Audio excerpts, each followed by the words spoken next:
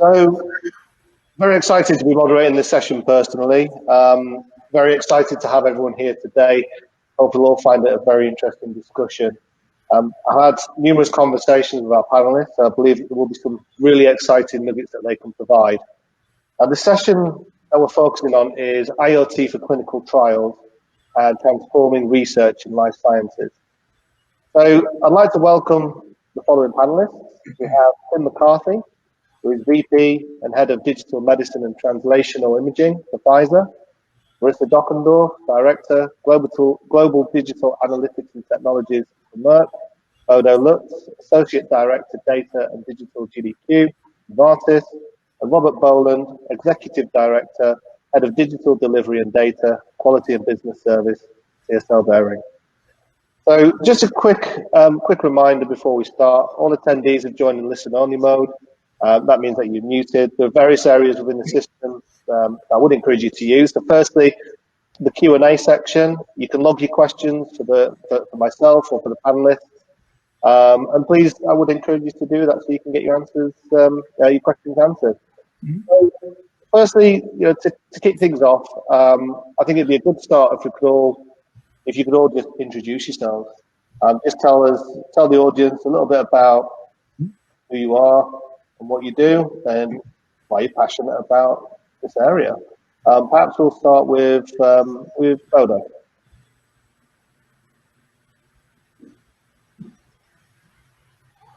Many thanks for the introduction. My name is Bodo, and I'm a QA person within Novartis Global Drug Development. And one of my main responsibilities is supporting decentralized trials. Some trials are shifted during the COVID period to continue with patient treatment and monitoring patient safety. My other responsibilities are within clinical risk management and data integrity.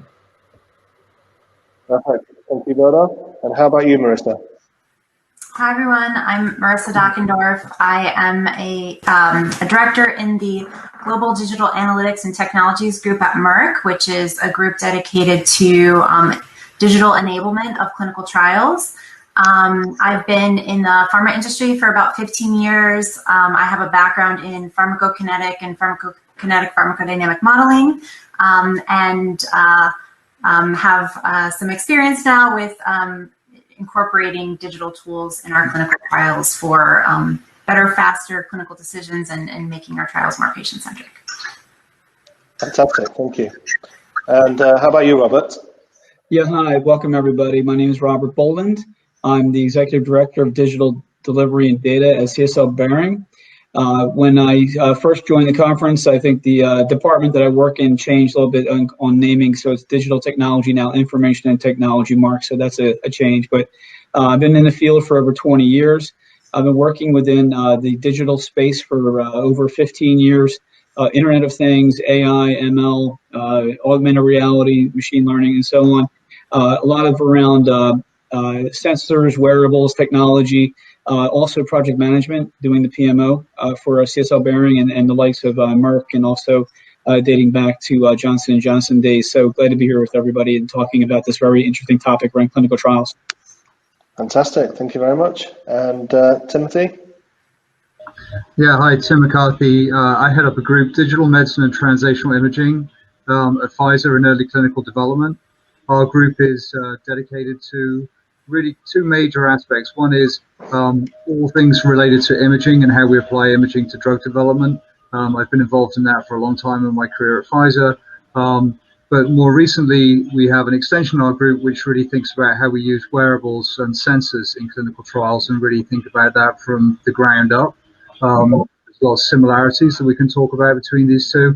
I've been at Pfizer for nearly 20 years, and I have a background in positron emission tomography and a chemistry training. Fantastic. Great deal of experience on the panel. So it should be an exciting discussion. Mm-hmm. So perhaps, maybe as a starting point, you could perhaps share some examples of IoT be used in clinical trials and maybe step further, how do you see it developing? And perhaps we'll start with Robert. Yeah, sure. I think people think about emerging technology, and I think that IoT has been around now for a while. It's used in all different types of industries. In clinical development, R&D specifically, it's not brand new. It's here, but it's making changes every day. And when I think about what we're trying to do at CSL Behring as well around what we do around blood plasma and the plasma experience, we're looking at using IoT, AR, VR technologies to actually elevate the experience of the donor and the patient as well. And in the grand scheme in clinical trials, you can think about the data, and I always think about data. The data that comes from the patient and cohorts in clinical trials is vital to the clinical trial study. And collecting that information, whether it be an on-body sensor or a wearable or something that's tracking against the application on the phone that's connected to a wearable device, that information is very, what I would call the telemetry data that we look at from a sensor is very vital to the actual trial itself, depending upon what we're trying to do within the trial. So there's an array of different technologies out there. There's an array of different ways to slice and dice this data for the greater good of the clinical trial study. And I think we're just going to see more and more of this. We've got Fitbits, we've got fuel bands, we've got sensors on wearables, sensors and wearables all over the place, watches, the Apple Watch, all being used now, and it's just proliferating across the industry as I see it. So, and in my mind, we'll get to some of the deeper studies I've seen around using the IoT aspect for clinical trials. Perfect. And sure. How about you, Bodo? We are using, for example, extensively the questionnaires to get the patient outcome reporting, how we feel each day, how is the pain level, and to get some insights on daily routine in regards to their indication and illness. We will start quite soon a trial where we also measure glucose in blood level to monitor our patient quite closely. That will support our trial. So we have several aspects to bring it in. The question is always how is the data transfer? So that's somehow a little bit a tricky situation. So in regards to the data flow, that's one thing. And where we also have a look is we want to use medical devices, CE marked or 510K clearance, and no sports activity device. So that's let's say a limiting factor right now. Thank you. And how about you, Tim?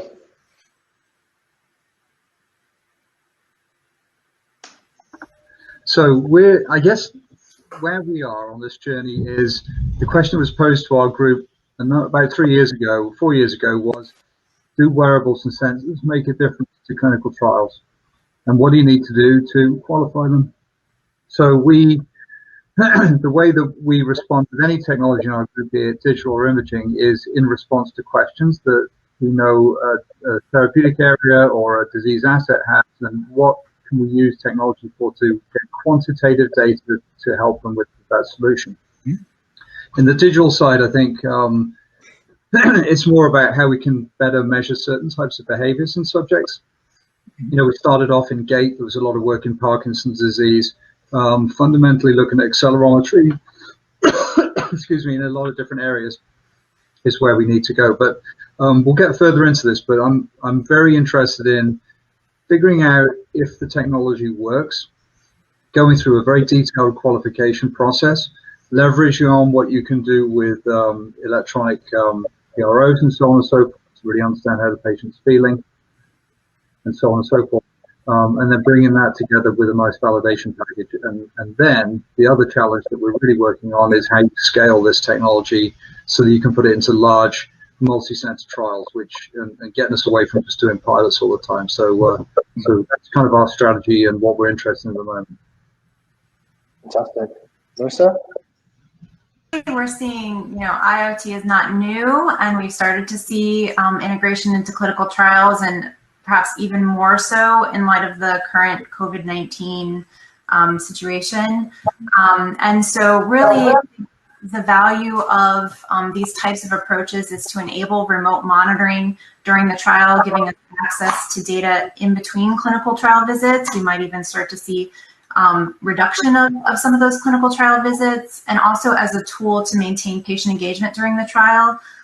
We are also, using these types of approaches for medication adherence, reminding patients to take their medication, tracking if and when they take their medication, as well as some of the other things some of the other panelists had mentioned around accelerometry, more objective, more continuous measures of activity and sleep, and things like gait in the Parkinson's area, symptom tracking. Just there's a plethora of things that you can look at. But really, it comes down to what therapeutic areas are you looking at, what patient populations, and what are the clinical questions that you're trying to address, and how can you use the digital tools to help you answer those questions. Okay, thank you. So what about in terms of considerations? So what are the key considerations for organizations that are integrating IoT into a clinical trial? And I guess the second part of the question is, how can they prepare their organizations for emerging technology like IoT and AI and machine learning? And perhaps we'll start with that. What was that last bit? I heard start with it. So did I just break down there? Okay, so the question was around what are the key considerations for organizations integrating IoT? Mm-hmm. And the second part of the question was, how can they prepare their organizations for emerging technology like AI and IoT? Okay, I'll go. If then we can go around the horn. So, key considerations. I think we just heard about it. There's many dimensions to it in my mind. One, the cohort has to be open to actually being part of a study that actually is receptive to either having a wearable or sensor as part of the actual process. I've been in studies and worked on studies where we've had people with mild to moderate schizophrenia, for instance, that were wearing monitors on their sensors on their body that was coupled up to an application that was sensing, this telemetry data and accelerometer data about their, waking hours or non-waking hours. The key there is to make sure that the adherence is there. When you have 2 or 3 different types of devices on the body, and you've got somebody with a compromised state of mind, you got to make sure that they're actually adhering to the wearables themselves or sensors themselves and actually engaged. So that selection process is very important to make sure you got the right people in the cohort that would actually be receptive to it. I think that's the first key challenge. The second challenge in my mind to be ready for that and to stand them up and to one of the points we heard around data. So how do you receive the data off of these devices? At times study cohorts would come into a center every 2 weeks and you'd have the data offloaded. We're past that point now. We've got data being uploaded into the cloud and transmitted to a centralized location where we're actually downloading the data in real time and actually looking at that. Companies go from interception to intervention at that point. They can actually receive that data and step into the condition of the person that they're actually looking at. If there's a drug involved, obviously the adherence piece comes to play. Are they adhering to their program? And through the idea of having an app, Ginger.io was a company that was working in this space for a period of time where you had an e-diary. You had a lot of good information coming off an application that was embedded on the phone that actually got transmitted back to the centralized location. So all those things being equal, it's the data element in my mind, the being receptive to having that data come in and then slicing and dicing that data and doing the analytics behind the data. All the algorithms have to be actually stood up to take that data in, ingest it, and then make sense of it are very, very key. I'll defer to the other members. Can I just ask a question? Are you worried that if you only pick people who are comfortable with the technology that you might bias away from the population that you really want to study? No. In this instance, I'm talking about some people that are not comfortable with a wearable on their body. Some people that have a galvanic skin response patch across the bicep that's giving back, a couple thousand data points per minute. They might not have a ability to keep that on their body. Some of it is obtrusive in some cases. So can you have a passive collection of data in a way that's facile to the cohort is a key. Those folks have to have a high level adherence to multiple devices on at the same time. If you were to lose any of the devices in the process, then you're taking away your data flow, right? Your data stream. Yeah. Yeah. So I would be interested how you deal with exceptions. So how you are following up. So in case you get weird data, of course, after a while, after 2 weeks, then you get a kind of patient profile. So what you expect during the days, or so how you deal with exceptional measurements. For example, one of the kids is taking one of the wearables and runs around. How you are following up? Yeah, well, the key to that is the baseline, right? So you already hit it. You hit the answer already, the baseline.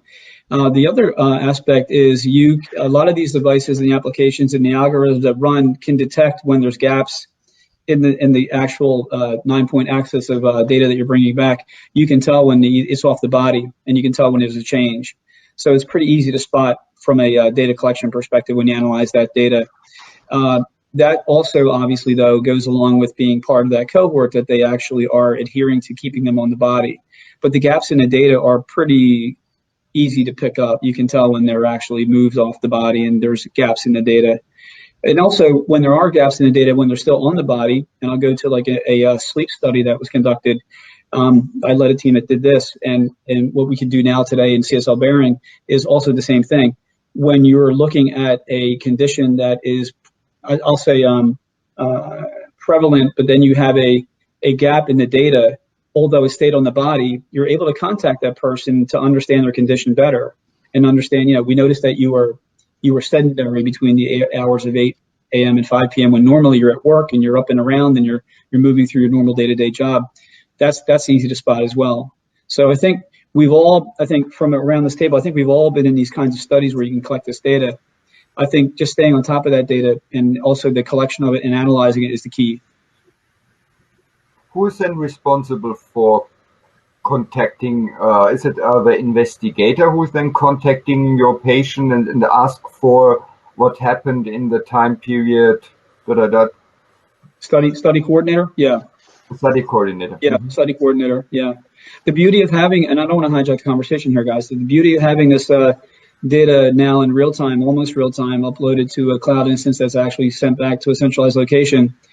Folks that are actually across that project can pick it up and understand that it doesn't have to be down to a person every 5 days looking at the data. This is happening in real time. So the study coordinator will have that alert sent to them, and they can step in at any time and actually contact the person. Yeah. Can I jump in and maybe just kind of respond to the original question as well, Mark? So you're asking what the considerations are for organizations integrating this stuff. So our group comprises a talented team of individuals, engineers, scientists, people with drug development experience, people with just curiosity of new technology. And our fundamental thing we deal with the wearable space is, do the devices do what they are labeled to do, right? So we will go through a very careful qualification process. One example I'll give you is in atopic dermatitis. We're interested in scratch. We will run a qualification study in subjects where we collect multiple ways of ground truth, either video or PROs, clinician assessments, and everything else, just so that we know that the data we're taking from the device is thoroughly validated or qualified. So, that means we can build an archive of video showing where people are scratching. We know they're asleep. We may have measured PSG on them, that kind of thing. That just gives us that data that allows us to really prove that this works before we go to the clinical validation of showing that you might be able to move it in a study.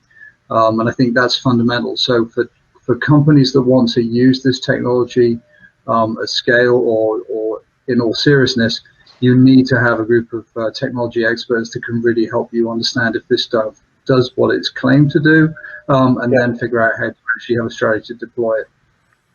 Yeah, just to add to that, I agree that for organizations, embarking on this, the ability to pilot and evaluate the technologies is really critical, because sometimes they don't work as advertised. And so when they claim, for example, a 30-day battery life, is it truly a 30-day battery life? And also human factors testing and thinking about the patient population that you're intending to use the device in. If you have the intention to use the device, for multiple months at a time, is the patient population, do they think that it's comfortable? Are they willing to wear the device for multiple months at a time? Those are the kinds of things that you need to consider. Also, I would say, although we do certainly want to move beyond piloting, I think the piloting process is very important. You need to kind of get the operational experience before you go to the large multi-center trials. Mm-hmm. And I can't emphasize enough the importance of training, patient training, site training, clinical site staff training, because that's really important, and really just trying to make things as simple as possible for the patients. Asking them to wear 10 different devices is probably not going to work out. So you need to kind of, to the extent that you can, sort of hit the devices and combine things so that it's more straightforward and simple for the patients to actually do what you're asking of them. So one of the key things that we were looking at, and I went right to the data, and excuse me, because we do actually do that. You have to have a centralized piece that actually will shake out and pressure test and proof of concept and proof of principle these devices. I'm not sure if people remember the Basis Peak watch. Basis Peak was actually an Intel, Gambit. Intel bought Basis Peak for a large amount of money. Basis Peak was actually looked as a device back in another time in my life, and the Basis Peak watch actually had these, sensors on the back end of the watch on the face of it as they wore on the wrist. It was impressive in the beginning, but over time we learned that the Basis Peak watch was burning the skin of the patients, and that was immediately removed from the trial. Expensive at the time, but again, the only way to figure that out is to actually test these out. I think one of the things you had brought up is around battery life. Battery life is key, because the longer the battery life, the less obtrusive and off-body, on-body recharge that you have to do. That's one of the key things. I think you nailed it when you said, they say that it lasts up to 6 to 12 hours per day. And actually, when you test it, it may not. So you have to really put that testing rigor into any kind of POC that you're actually, working for these IoT devices. And one other thing I was going to bring up, and just to let the audience know, that even though IoT is a device and a sensor, there's also NLP, natural language processing, which is actually used across many studies that we were running at one point in time. And you can actually continue to look at that. And to stand those up in your company, you have to understand linguistics. You have to understand the use of these new applications that can actually detect patterns in speech. I'll give you an example. So for Alzheimer's disease, pattern recognition in speech is another marker, a biomarker of onset of Alzheimer's. Yeah, I would like to echo what you already said. Is, of course, we had previously a meeting with one of the European health authorities, and they asked if we can provide evidence that remote collected data have the same quality and provide the same information than an on-site visit. Yeah, absolutely. Thank you. So perhaps we move on to the next section now. So maybe we can talk about some specifics. And Robert, I'll pick on you for this question, because I know we talked about this quite recently, so perhaps you can start on that. But specifically looking at IoT and how it can be used for patient centricity, recruitment, and retention. Yeah, so right now within CSL Behring, I'm looking at a potential proof of concept around digital donor recruitment and retention. And a lot of it has to do around with outreach and the social, using social media platforms. And there's technologies out there that actually can collect and collate these personas around people that are in cohorts that actually can become either existing donors that need to come back. And for people that are not familiar, CSL Behring is a blood plasma company. And the people that donate their plasma, that plasma is used for a therapeutic for folks that are suffering around the world. So the key there would be that these folks would actually be reached out to. Right now, under COVID conditions, they're not venturing out like they used to, right? So we have to kind of find a way to find and retain those folks. Again, bring them back to the fold. But at the same time, I really think that. Excuse me 1 second. At the same time, can you close that door for me, please? Thank you. I was going to say at the same time, that technology or that piece of technology is being used and looked at in a gamified way. We talked about gamification. You and I, Mark, talked about gamification. So it's one thing to say you can digitally recruit and retain, but also the long-term retention of these people. Can you gamify something that makes it actually something very interesting for them to be, taking part of? Can you create a challenge for these people? Can I donate? Can you donate? Can I challenge anyone on this august panel to donate and continue to donate? Could I have a friendly competition around this? But using technologies around social media, listening and retention programs is a key for us, I believe. And also, I believe around the idea around audio, not audio, I'll say augmented reality that we're looking at. Can you create an experience and elevate the experience of people that are actually donating so that they can look and feel and see the donation process before they actually do it? We can talk about it, we can show videos about it, but can they actually put themselves into the position of actually receiving human computer interaction inputs to actually feel and understand what that's like? I think that's going to be key. So there's discussions now with the plasma centers right now around this idea, around creating a proof of concept around this idea, around using digital recruitment and retention. Fantastic, thank you. And sure. perhaps Tim?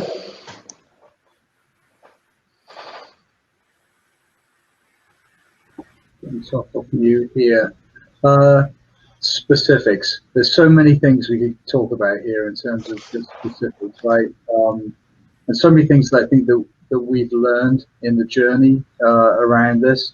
I think I've highlighted what I think are the most important things. I guess the other piece I haven't shared is in terms of really understanding technology and devices is when you can nimbly run trials. So we have a couple of pathways to be able to test devices.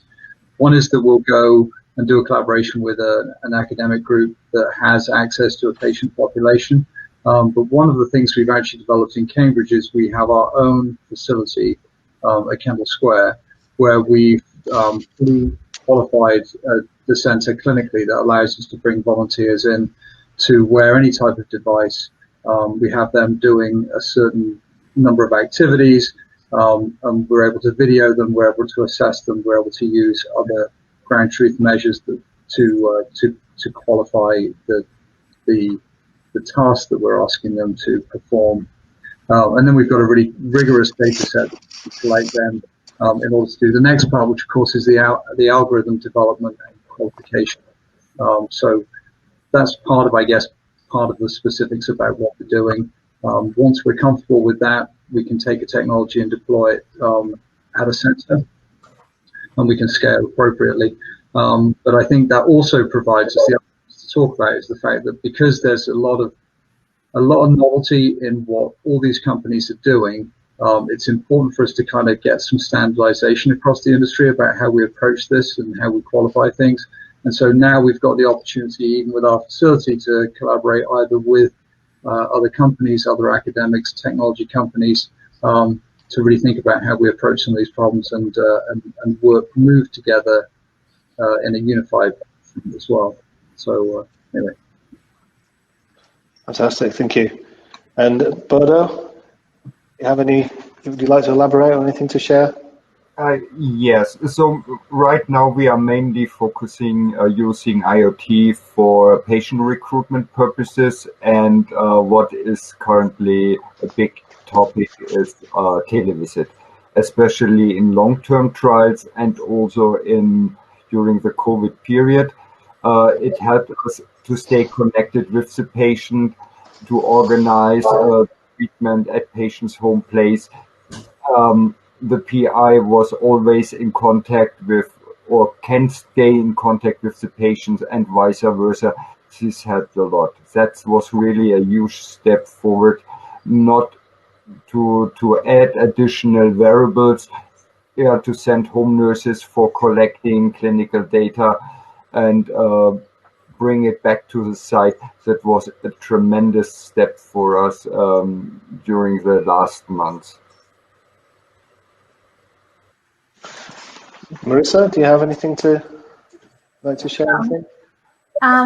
Yeah, so in terms of IoT use for patient centricity, I think, as several others have noted, there's really just a lot of potential opportunities. certainly with COVID-19 and the ability to use these types of tools for telemedicine visits is important. But also I think, some of what we've embarked on has been in the adherence space as well as the wearable device space, better understanding when patients are taking their medication, being able to intervene in the event that they are not taking their medication. And also, the wearable devices, I think, help enable patient centricity in that you're looking at more objective, more continuous data that really truly reflect a person's life versus something like, to take an example, the 6-minute walk distance test, which is in clinic and patient performance metric, but on a given day, which could be, they could have a good or bad day depending on their sleep quality, et cetera. So if you're able to get more continuous data, more objective data over a longer duration, you have a better understanding of the disease and whether therapies are working. So I think there's a lot of potential, and those are some of the areas that we've started to work in. Yeah, just build on that. Definitely, from the patient centricity standpoint, it's making sure that you're measuring something that's meaningful to the subject. And I really agree with Marissa about the whole issue about being able to measure people in their homes is a much better environment than the stress of going to a clinic visit, it being sporadic, and it's being an observer based. So if you have the ability to mine data from someone's activities in the home environment through the day, you should have a much better reflection of how they're actually performing rather than them coming into the clinic and then trying to do their very best. So I think there's a lot to kind of glean from everything we've learned. I agree.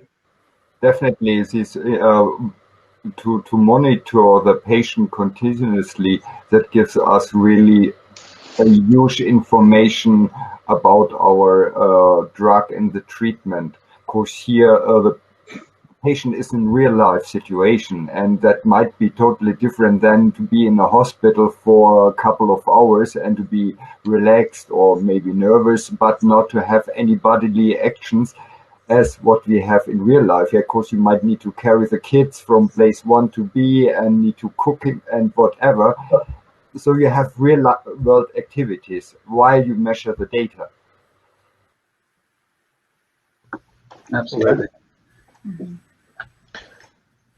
So perhaps moving on to the next section then. So looking at gaining deeper insights and I guess more specifically predicting what is happening or what could be happening with patients as well as decision making. So looking at IoT and AI, what role can that play in predicting what's happening with consumers and patients?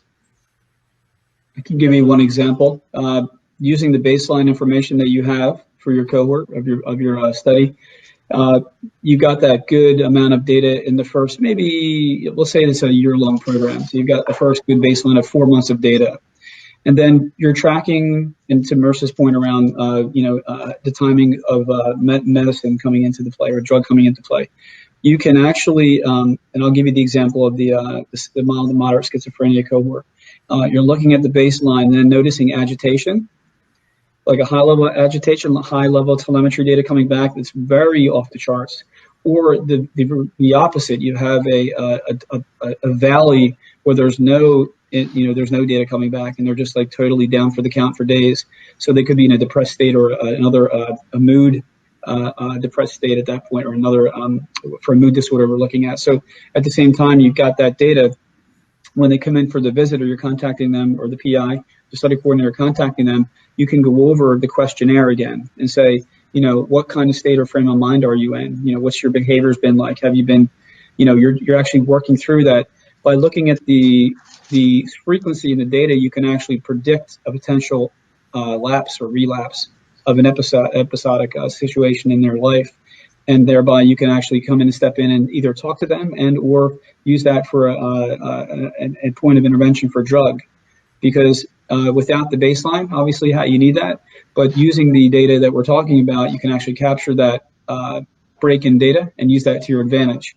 So it's either going to be a systemic increase in data, or what I'm calling telemetry data, high increase or low markers, and then coming in and actually talking to them.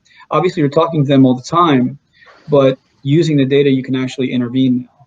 And that's the key. I don't think we had that ability before. When you didn't have these IoT wearable devices, they were in study, but they're coming through every couple of weeks and actually just giving you verbal or e-diary, verbal cues as to how they're feeling. You can actually see that now and actually understand it.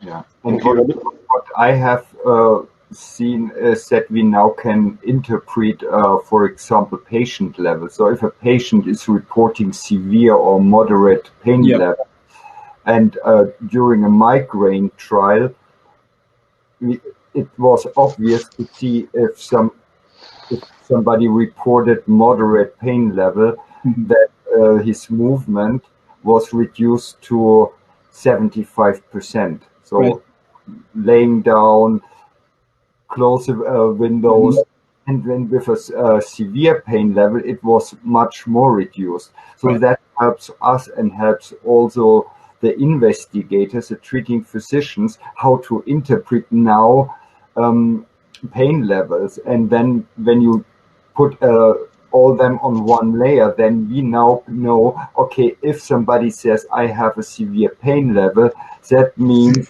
that reduction is between 50% and 75%. So Marissa mentioned gait, okay? And gait can be tracked by a number of different devices, even a cell phone in your pocket. And people that have hip replacement surgery, people that have knee replacement surgery, and Marissa's probably nodding yes, you can detect a degradation in their gait, right? And you can pick that up. You can also pick up improvements in their gait after, post-surgery. And that's another piece of really key data that you take off an IoT device. So pain, gait, sleep, sedentary overactivity, hyperactivity, all these things can be tracked. So I think you've got to be, so in terms of machine learning and AI, we have to be careful, right? So yes, you can measure gait and you can qualify an algorithm for gait in a specific patient type. So you can do normal, you could do people who've had hip replacement surgery, but you can't necessarily apply that algorithm to a number of other diseases, right? You can't think about it in Parkinson's disease without doing the appropriate validation. So I guess I just want to harp on this whole point, right? That collecting high quality data in the right patient population with the right ground truth is what you need to be able to validate these algorithms.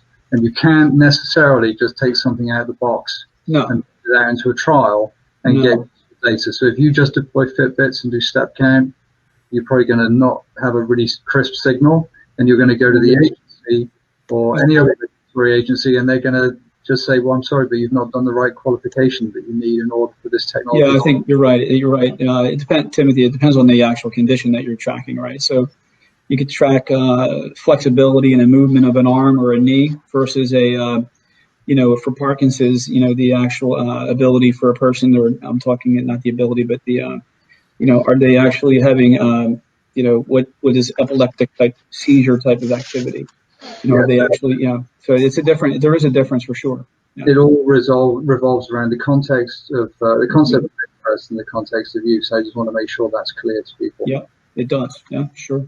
Yeah, and I think in terms of use of AI and machine learning, I mean, certainly there's a lot of potential to develop algorithms based on the sensor data to look at disease progression or relapse or contextualize some of the other more subjective data that you might be getting from people. But I think one of the challenges that we face is kind of the amount of data needed to really develop robust algorithms. And as Tim mentioned, looking at this in the population of interest, but also having some normative, healthy control subjects to be able to pick up on the differences. And so I think one of the challenges that we face is that you want to have enough data to develop a robust algorithm, but in order to do that, you need to do a large trial, and clinical trial teams may not be willing to invest in that trial until the algorithm is validated. So it's a little bit of a chicken and the egg problem. And I think that's an area ripe for pre-competitive collaboration to. Yeah, I think you can look at it like that. The learning set, the learning set of data that you have to work through, right? That has to be done. You have to have positive, negative testing both, right? So it is a consideration. That's part of that's the devil's in the details, as they say. When you do that kind of study, you have to have that data. So you're going to have to actually go through that exercise. So if you use an algorithm and this data will end up in your report, do you consider this as software as medical device? Just open up a can of worms. Matthew's, Timmy's smiling. Yeah, go ahead, Timothy. No, it's a great question, right? So fundamentally, you're using the information to make a clinical decision, right?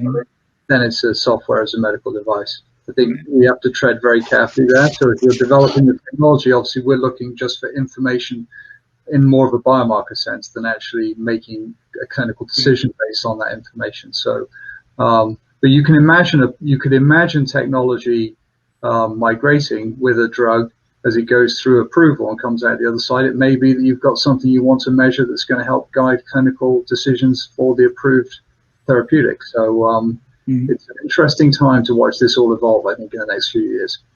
Yeah, the whole idea of class 1, class 2 device, and that's something that every company faces when you get to the point where, actually good conversation, because you know you're getting somewhere when you're actually getting down to the classification point. That means you're making really good progress. Yeah. At this point, I'd just like to just remind the audience as well. There is a Q&A feature on this platform, so if you do have any specific questions for the panel, please do ask away. I think we'll move on to the final part of the session now, and more specifically around wearables. And I think if we perhaps split this question into two parts, I think firstly, wearables now and how it's impacting the sector now, but also I think stargazing, looking into the future, how do you think the industry will evolve, and how will it impact clinical trials in the future? And everyone's nodding, so I'm not sure who to pick on here. Perhaps we'll start with Bodo. Well, what already said is wearables and to be able to collect data everywhere. If they are meaningful, that's a big advantage. Yeah, important is how we handle this huge mess of data, this huge amount, and how we get something out of it in different kind of algorithms.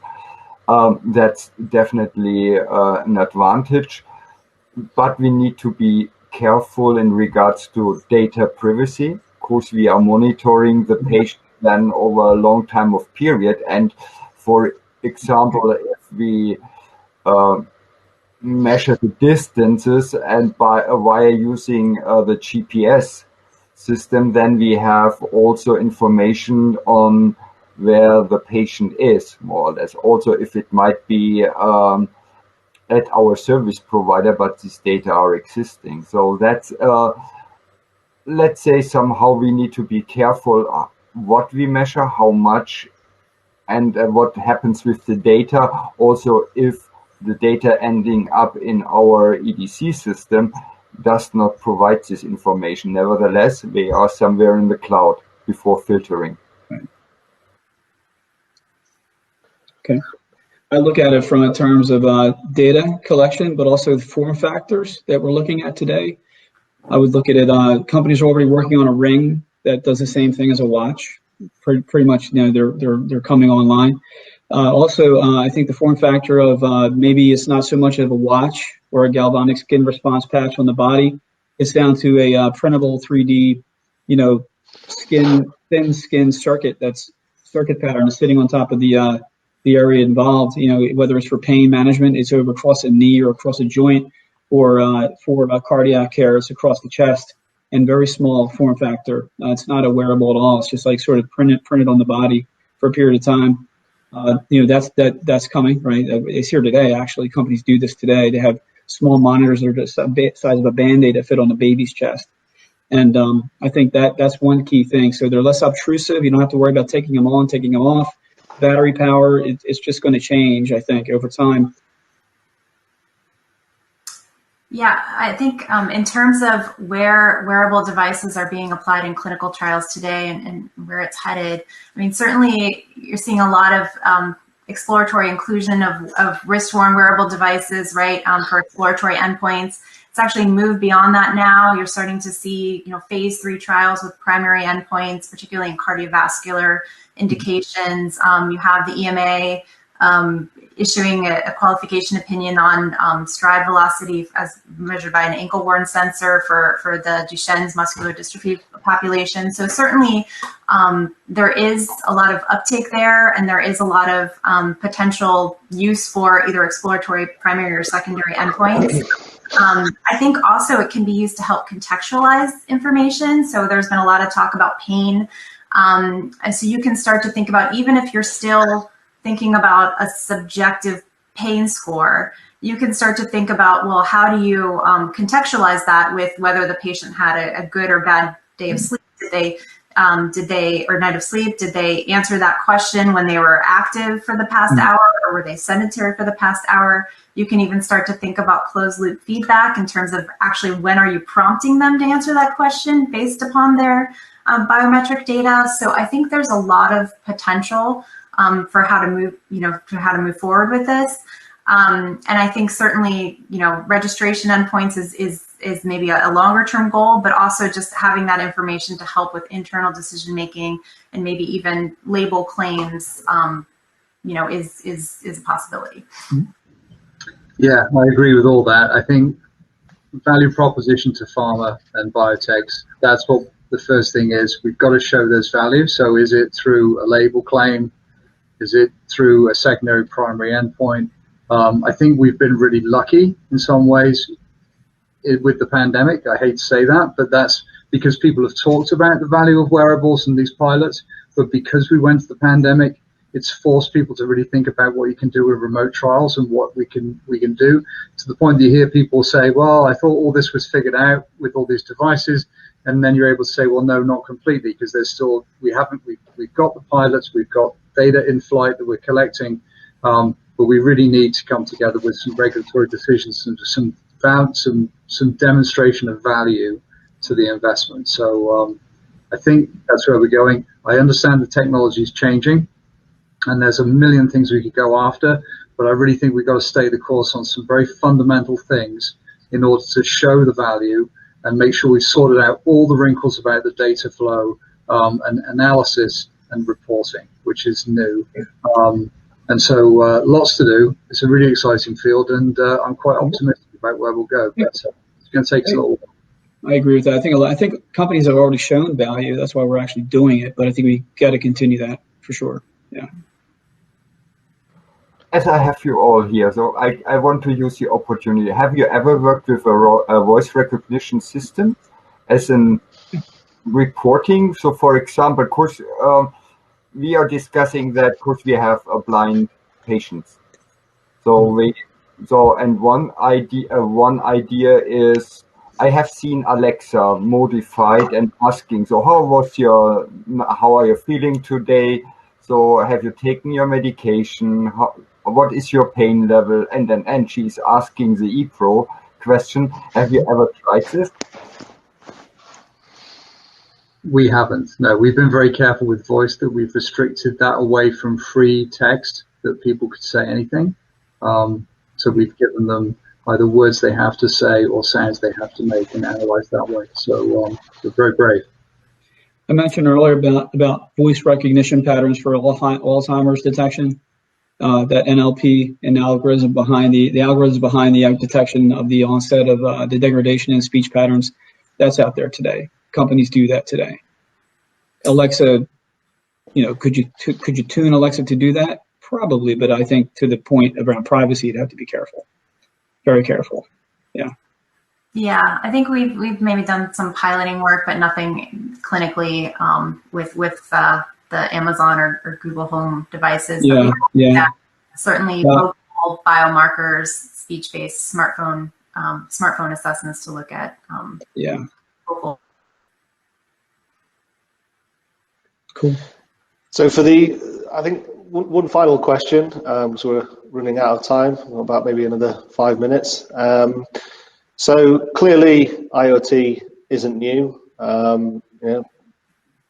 Lots of people are moving forward quite rapidly with it, but for some, they'll just be embarking on the journey. So perhaps final words of wisdom from each of you, and perhaps you can share maybe some top tips for some, for the people that are just embarking on the IoT journey and perhaps just starting to look at these sort of areas. Perhaps start with Tim. Yeah, I'll throw a couple of thoughts. So if you're a pharma person and you're looking to apply technology into trials, you need to attach yourself to an asset that has a future. It's no good doing a load of work in a compound that's early in development that may not make it into full development. So you need to know your company is committed to a therapeutic area, disease area, and what you want to measure is something that's important.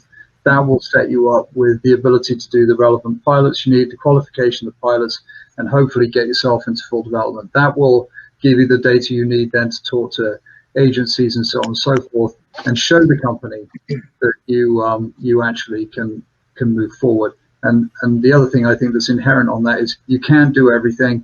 You just need to pick one or two really key demonstration projects that will get you the demonstration of the value to the organization. That's kind of where I look at how we do this. Mm-hmm. Robert? Yeah, just to echo Timothy's response and add to it. I believe that you have to have a rigor around the testing of the actual device that you're looking at. Some companies are good at building them on their own, and they can do that. Medical device and diagnostic companies can do these things. If you're going to have to go outside to a vendor party, you want to do a rigorous vendor scorecarding against these things. I believe what Timothy said has merit, where you want to make sure that the partner is going to be in existence for some time after you embark down this road, and that they're invested and they have skin in the game, that actually maybe they can invest with you in what you're trying to do across the actual spectrum of studies. And I believe, I'll go back to the data question. I believe that the data and the algorithms and machine learning pieces that we're all talking about, we can all learn from each other around this. It's an industry where we can actually pick up lessons learned from other companies. You don't have to give away IP, but you can actually see the methodology and the methodology of pressure testing, proof of concepting, validating, moving through the rigor that you go through, and then the collection of the data, getting to the point where actually intervening on on patients' conditions and elevating their experiences is going to be key. Thank you. Yep. Marissa? Yeah, I would say, certainly there can be some internal hesitation to implementing anything new, and a lot of concerns with operational complexity, added logistical burden, even the cost, right? So I would say identify kind of some digital champions within your organization and the clinical trial teams and therapeutic areas that are, where there's maybe extra value here, and really utilize those. As Tim said, you can't do everything, and it's impossible to kind of turn a ship overnight. So start out with some one or two key programs where there's a real strong value proposition, and start with those. Definitely do some piloting, get some devices in-house before you implement, especially straight into a late phase trial, get some experience. And again, I can't emphasize the importance of training enough. Finally, Bodo? Yeah, I also can only advocate to use Internet of Things in clinical trials if it's wearable or if it's telehealth visit. That's really changing the trial operating model. It's better for the patient, and yes, it's in the very beginning for us additional work to do the validation, to have a look on the data flow, data integrity, data privacy pieces. But at the end, yeah, it is, yeah. So we are learning and it's working, yeah. So it's a progress. We are now on a journey, yeah, and maybe some have already started and some plan to start, but it's an exciting time right now. Good. Well, I guess that brings the session to a close. So special thanks to all of the panelists. Thanks to Bodo, Marissa, Robert, and Timothy. Very insightful session. Hopefully you've given some good nuggets of information to the audience, and I hope to see you on